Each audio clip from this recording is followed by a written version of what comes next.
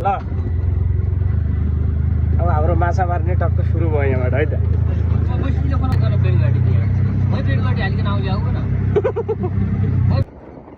यस्तो गरौँ है नि केही हुँदैन ती छोरासिन आउनु। हामी अटोमा गयौँ होइन, अटोमा हामी माछा मार्नु गयौँ पहिला। यहाँबाट हामी चाहिँ टक्क हामी चाहिँ यहाँ पुगिसकेका छौँ अब होइन। अटोबाट चाहिँ हामी चाहिँ अब पैदल यात्रा है त। साथीहरू आज चाहिँ हामी यसो माछा मार्न गइरहेका छौँ। उहाँ चाहिँ हाम्रो तुफान सेठ, उहाँ चाहिँ मेरो चाहिँ साथमा चाहिँ हुन्छ। टक्क यो हाम्रो 2-4वटा केटाहरू चाहिँ अगाडि गइसकेछन्। अनि एउटा पछाडि चाहिँ हाम्रो एकदमै भेगी मान्छे पछाडि आउँदै हुनुहुन्छ। एकैछिन आउने बित्तिकै तपाईँहरूलाई हामी देखाउँछौँ। उहाँलाई हामीले चाहिँ पर्साउनलाई ल्याउनका लागि पनि पुरै अटो पठाइसकेका छौँ। अब एकैछिनमा उहाँ आउनुहुन्छ। उहाँ चाहिँ बोतल खेल्दै हुनुहुन्छ। अनि आज त हामी यसो बुढीगङ्गाको माछा मार्ने हो। ल उहाँ पनि आइसक्नु भएको छ। ल उहाँलाई चाहिँ हामी एकैछिनमा तपाईँहरूलाई देखाउँछौँ। ल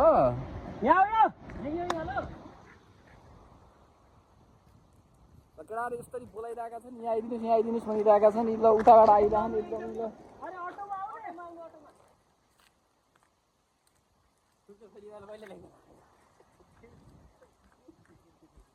भिडियो बन्दहरू भइसकेको छ। हाम्रो विशिष्ट अतिथि आइसक्नु भएको छ। उहाँलाई नै हामी पर्खिरहेको अघिल्लो नै होइन।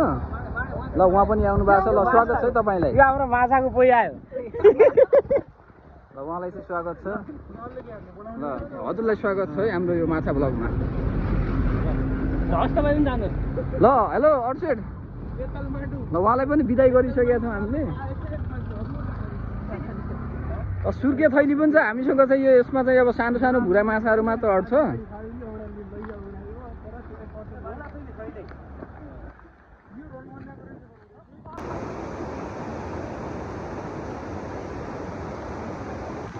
भर्खरै हामीले चाहिँ माछा उ भइसकेको छ। खै देखाउ त राम्रोसँग।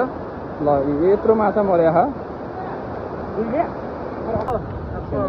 सनफ्लावर हाम्रो टाइपको यो के अरे कस्तो हुन्छ भने कब्बाल है। यो माछा चाहिँ हामी बेलुका खानलाई हो। यो माछा अब हामी अहिले पकाउँदैछौँ हामी। अहिले एकछिन भिडियो यहाँ हामी घाटमा मस्त डाँडा आँखी ल्याएर आउँदैछ।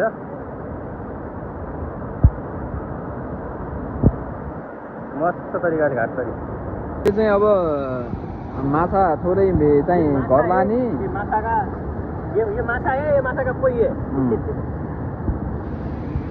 टक्क हामी पिक्चर निकालेर टक्क त्यो रमाइलो हानेर खाने हो एकछिनमा।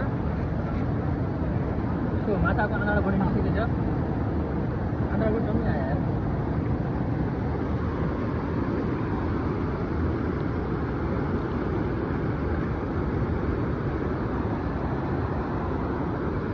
माछा चाहिँ हाम्रो खतरा भइसक्यो है। फेरि तेल के आटा कर्नफ्लावर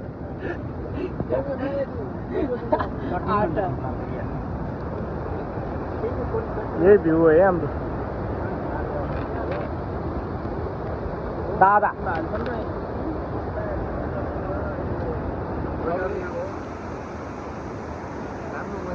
ल यो माछा चाहिँ हाम्रो भइसकेको छ।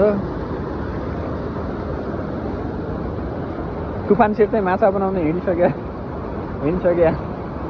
भारत चाहिँ केटाहरू एकछिनमा माछा बनाउँछन्। मेरो हात भिडियो लागि माछा काटिँदैछ यहाँ चाहिँ। यहाँ धारो है त, धारो बनाइरहेछ। के छ सर? मेरो नाममा इन्जिनियरिङ चल्दैछ। यो हाम्रो यता यो पनि छ है त। यहाँ हेर्नुहोस् त तपाईँ, हेर्नुहोस् न यार। माछा बढी मर्छ कि भनेर मसला अलिक बढी ल्याइयो।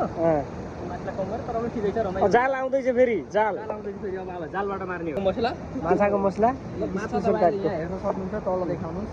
यो माछा यति माछा घडी घडी देखाएन। हाम्रो दाइले चाहिँ यहाँ हाम्रो दाइले रौदाइ चाहिँ माछा काट्दै हुनुहुन्छ।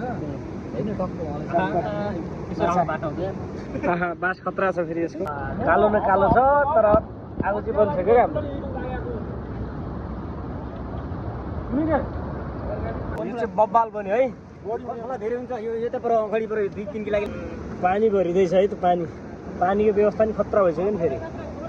बब्बाल वाह वाह वाह तपाईँ त खतरा बनाउनु हो नि त सर।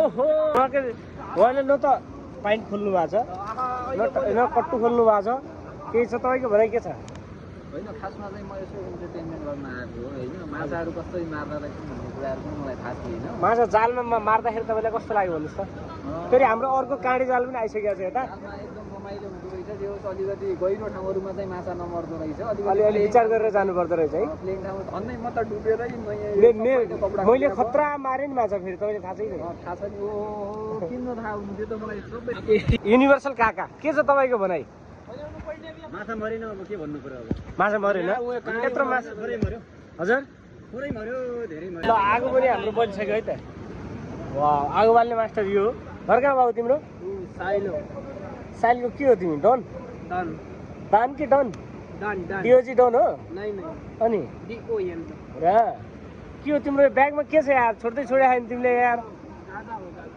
ब्यागमा के छ बाबु तिम्रो गाजा गाजा बब्बाल माछा गयो माछा गयो लट्ठी बनाएको नि अझ यार माछा चाहिँ पाक्यो हामीले माछा त बवाल भयो यार पाक्ने चाहिँ हुँदा पनि यो बढी भयो यार तेल बढी बढ्यो यार बढी बढी होइन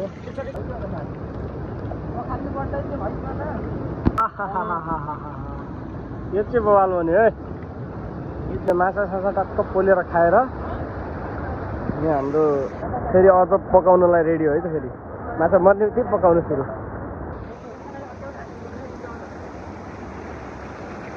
चोट लाग्यो के खुट्टामा लाग्यो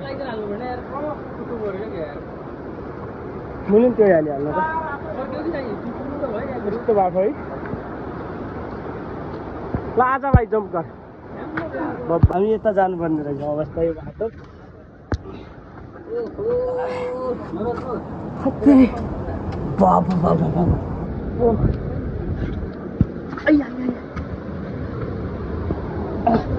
तुमान सर कता हो बाटो यस्तो रहेछ त वाउ खतरा यस्तो ठाउँ पनि रहेछ यार यहाँ मलाई त खासमा थाहै थिएन म खासमा घाटो धेरै नआउने मान्छे कस्तो फिल भयो तपाईँलाई यो यसमा बाटो त एकदमै राम्रो छ एकदमै राम्रो दामी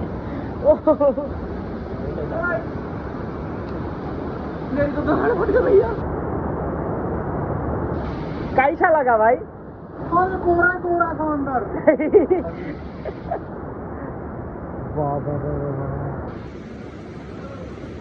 कैसा लगा आपको कस्तो लाग्यो भित्रबाट आएर यस्तो ठाउँ रहेछ है भित्र रहेछ खासमा बाटो यहाँबाट आएको है सरलाई गाह्रो भइरह्यो है फेरि यहाँ आउनु अहिले चाहिँ कस्तो फिल भयो तपाईँलाई तल्लो बचियो